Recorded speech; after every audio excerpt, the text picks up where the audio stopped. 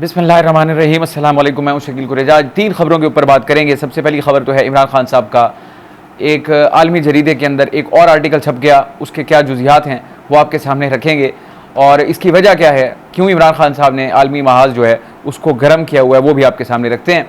और दूसरी तरफ हुकूमत जो है वो इस चीज़ के ऊपर डट गई है कि पाकिस्तान तहरीक इंसाफ के ऊपर पाबंदी लगेगी और आर्टिकल 6 भी इमरान खान साहब के ऊपर लगेगा। आज उसके ऊपर बात की वज़ीर इत्तलात ने, वो भी आपके सामने रखते हैं।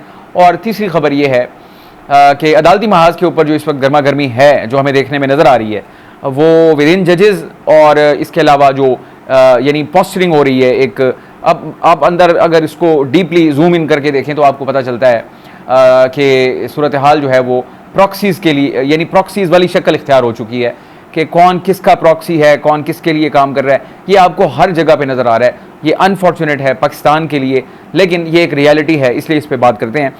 पहली खबर आज की इमरान खान साहब का। अब सूरत हाल ये है कि पाकिस्तान तहरीक इंसाफ जो है अंदरून मुल्क तो पाबंदियों का शिकार है, बहुत ज़्यादा गैर एलानिया पाबंदी हैं, कुछ एलानिया पाबंदियाँ हैं। और इमरान खान साहब का जो वीडियो बयान है या उनका बयान है या उनकी तस्वीर है, तकरीर, कोई चीज़ नहीं चल सकती टीवी के ऊपर। तो इमरान खान साहब ने अपनी जो हिकमत अमली बनाई है उसमें उन्होंने आलमी महाज को फोकस किया हुआ है और वो उसको गर्म कर रहे हैं मुसलसल, यानी वक्तन फ़वक्तन उनके जो आर्टिकल्स हैं वो आते रहते हैं, उनकी खबर आती रहती है।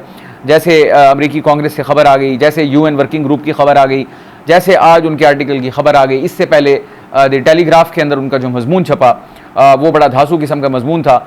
मेरा ख्याल है उसकी निस्बत इसका इम्पैक्ट कम है, क्योंकि उसका इम्पैक्ट जो था वो बहुत ज़्यादा था, जो उसमें गुफ्तगू है इमरान खान साहब की जानिब से वहाँ तहरीर की गई।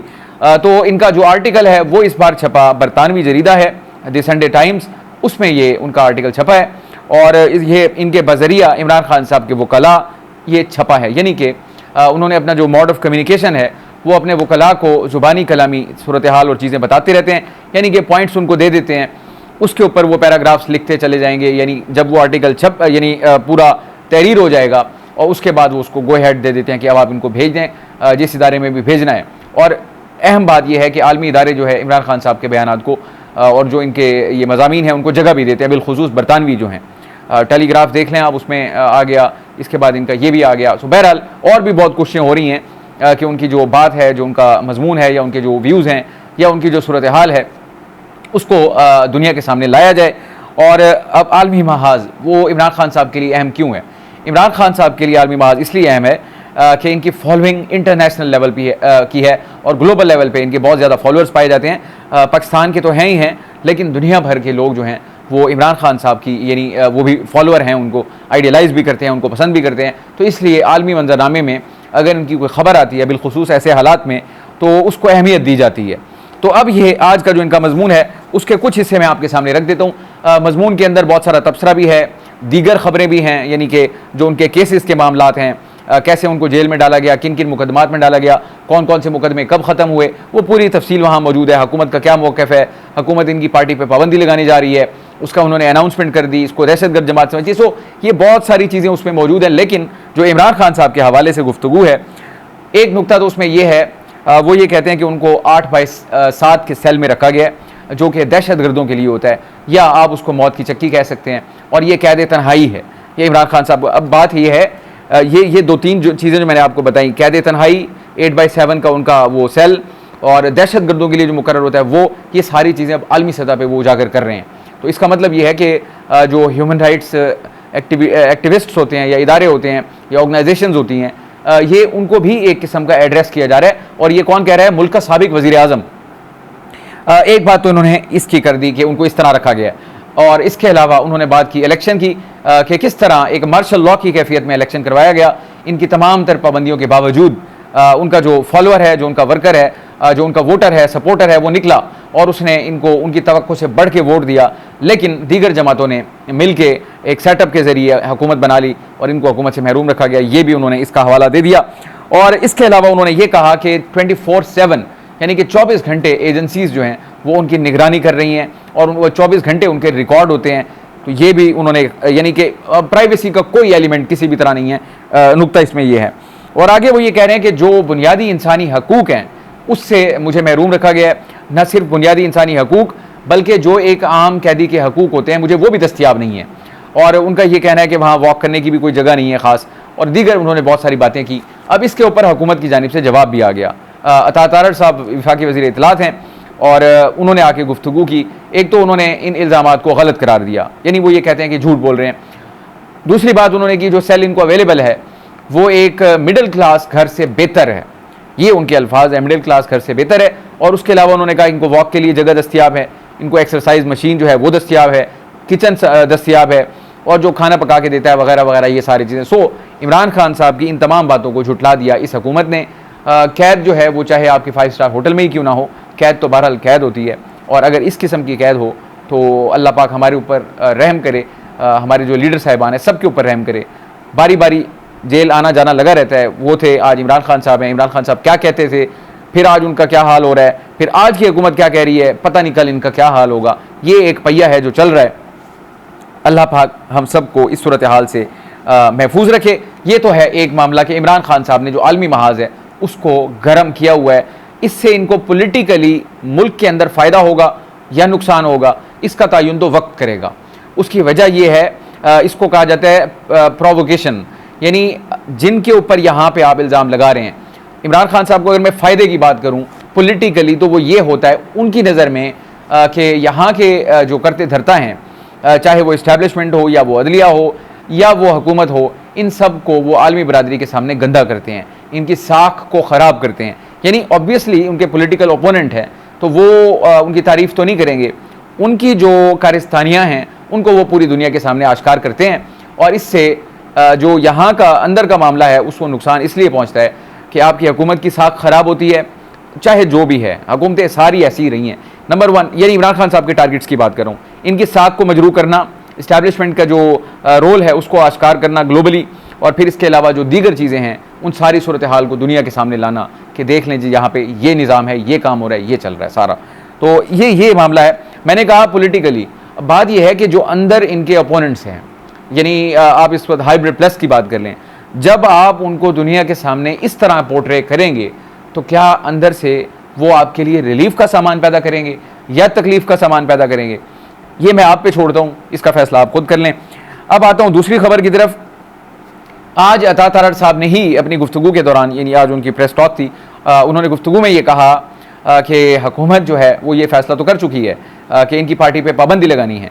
और आर्टिकल 6 वाले मामले के ऊपर उन्होंने कहा कि पाकिस्तान पीपल्स पार्टी जो है आर्टिकल 6 वाले मामले के ऊपर ऑन बोर्ड है और उनका ताउन जो है वो हमें दस्तियाब है, वो इस बात पे राज़ी हैं या इनकी रजामंदी मौजूद है। पाबंदी वाली बात के ऊपर पाकिस्तान पीपल्स पार्टी जो है वो मुशावरत के लिए वक्त मांग चुकी है। बहरहाल उनको ये फैसला करना है कि आया इमरान खान साहब की जो पार्टी है उस पर पाबंदी लगेगी या नहीं लगेगी। अता तारड़ साहब ने अलबत्ता ये ज़रूर कहा कि ये एक दहशतगर्द जमात है, पाकिस्तान तहरीक इंसाफ और पाकिस्तान साथ नहीं चल सकते, वो इससे पहले भी कह चुके हैं। तो ये एक लेवल है। और इसके ऊपर मैंने आपको बताया ना, उन्होंने एक तो जो आलमी खबर थी आलमी जरीदे वाली, उस पर भी तबसरा किया और नीचे साथ फिर ये वाली बातें कर दी जो मैंने अभी गुजारिश आपको की। जो आपका अंदर पॉलिटिकल ओपोनेंट है वो आपकी इन यानी जो ये जो आपके एक्शंस हैं इनके ऊपर वो आपके लिए सामान क्या, यानी वो दबाव में आएंगे या वो प्रोवोकेशन का शिकार होंगे। तो मुझे ये लग रहा है कि वो प्रोवोकेट होते हैं और जिसका मज़हर जो है उनकी आज की ये गुफ्तगू है कि आपके ऊपर वो ज़मीन को तंग कर रहे हैं पॉलिटिकली। तो देखते हैं ये सूरत हाल आगे। बहरहाल मंतकी अंजाम की तरफ बढ़ रही हैं चीज़ें सारी, चाहे वो अदालती महाज हो, हुकूमती हो, दोनों तरफ़ैन जो हैं वो अपनी अपनी जगह पे डटे हुए हैं। चाहे आप, मैं एग्जांपल दे देता हूँ, हुकूमत इस्टेब्लिशमेंट इस वक्त तो यकजान दो कालिब वो इकट्ठे हैं, एक जगह पे खड़े हुए हैं। इमरान खान साहब ने कल ही कह दिया था कि वो हकीकी आज़ादी की जंग को जारी रखेंगे और वो पूरी ज़िंदगी जेल बैठने के लिए तैयार हैं, लेकिन अपने मौक़िफ़ में वो उसमें कोई नरमी लाने की तैयार नहीं है, वो पीछे नहीं हटेंगे। और मौक़िफ़ में तब्दीली की जो बातें हैं वो बेबुनियाद हैं, ये इमरान खान साहब ने कह दिया। अदालतों की जो सूरत हाल है, अगली खबर मेरी वही है, वो जो एक जिसको अमूमी ज़बान में कहा जाता है पंगा, वो एक पंगा बढ़ा पड़ा हुआ है और वो बढ़ रहा है, उसमें इजाफा हो रहा है। अब बुनियाद उसको किस चीज़ ने फराहम की? सबसे पहले तो बल्ले के निशान लिया जाना, उसके बाद मखसूस नशिस्तों का मामला, उसके बाद मखसूस नशिस्तों का फैसला, और अब आ गई है बारी उस पर अमल दरामद की, जहाँ गुत्थी जो है वो सुलझने की बजाय उलझ रही है। सुप्रीम कोर्ट ने तो अपना फैसला सुना दिया, इलेक्शन कमीशन चूँ चरा कर रहा है और शकूक व शुबहात मौजूद हैं। अभी तक उनकी जानिब से कोई कंक्रीट यानी स्टेप नहीं लिया गया जिससे ये महसूस हो कि आया वो इनको सीटें दे रहे हैं या नहीं दे रहे हैं। इसके ऊपर उनकी तरफ से अभी तक सिवाय उस एलामिये के जो 2 दिन के इजलास के बाद आया, अब तक कुछ नहीं है, जिसमें कहा गया था कि इलेक्शन कमीशन सुप्रीम कोर्ट के फैसले पर अमल दरामद करेगा, लेकिन अगली बात जो है वो उसकी नफ़ी करती है। वो नफ़ी ये करती है कि अपने लीगल विंग को, यानी कि इलेक्शन कमीशन ने अपने लीगल विंग को ये कह दिया है कि अगर इसमें कोई नुकात, कोई पॉइंट्स, कोई चीज़ें ऐसी हों जो तशरीह तलब हों तो वो हमारे सामने लाए, और वो आने के बाद हम सुप्रीम कोर्ट से रुजू करेंगे और उनसे हम रहनुमाई लेंगे, उसके बाद मामला आगे चलेगा। सो पॉइंट ये है, एक हिस्से में, पहले हिस्से में वो कह रहे हैं फैसला मानेंगे, दूसरे हिस्से में वो कह रहे हैं तशरीह तलब चीज़ों के लिए फिर वापस अदालत जाएंगे। तो मामला अभी भी ज़ेर गौर है, कोई फैसला नहीं हुआ। अब इसी से जुड़ी हुई खबर थी, रिव्यू पिटीशन सुप्रीम कोर्ट के अंदर तो पहुंच गई। जजेस वाली बात मैंने आपको कल सारी गुजारिश कर दी थी। जजेस कमेटी के अंदर क्या हुआ, काजी फाइज ईसा साहब अलग हो गए। अलग से मुराद ये है वो एक अकेले हो गए हैं, और जो दीगर दो मोअज़्ज़िज़ जज साहिबान हैं, जस्टिस मंसूर अली शाह वो जो कि आने वाले चीफ जस्टिस हैं, और उनसे नीचे जस्टिस मुनीब अख्तर साहब, वो एक नुक्ते के ऊपर आ गए हैं, और काजी साहब जो है वो अकेले। काजी साहब का मौक़िफ़ है कि ये अवामी आइनी हकूक़ का मामला है, इसको जल्द मुकर्रर होना चाहिए। जो दीगर दो जज साहिबान हैं वो ये कहते हैं नहीं जनाब, रूल्स जो है वो इस चीज़ की इजाज़त नहीं देते कि छुट्टियों को मनसूख किया जा सके, यानी छुट्टियाँ मनसूख करने की कोई इजाज़त नहीं देते सुप्रीम कोर्ट के रूल्स। तो वो रूल्स को यानी बुनियाद बनाकर कहते हैं कि जनाब ये फिर छुट्टियों के बाद ही मुकर्रर होगी। तो इसके ऊपर एक स्टैंड ऑफ आपको नज़र आ रहा है। वो टाइम मीटिंग के मिनट्स ऑफ द मीटिंग जो है वो भी जारी कर दिए गए थे, और कल उसके ऊपर हमने तफसील से बात कर भी दी। तो आपको तकसीम दर तकसीम जो है ना, एक तो अदालत के अंदर है, अब अदालत के अंदर से होती हुई वो जो जजेस कमेटी है, 3 रुकनी कमेटी, अब तनाज़ा वहाँ तक पहुँच गया है कि दो, यानी जिसको कहते हैं ना, दो मुख्तलिफ आरा जो हैं वो सामने आ रही हैं। मेजॉरिटी जो है वो दो की, उनका मौक़िफ़ और है, काजी फाइज साहब का और है। काजी फाइज साहब चीफ जस्टिस हैं।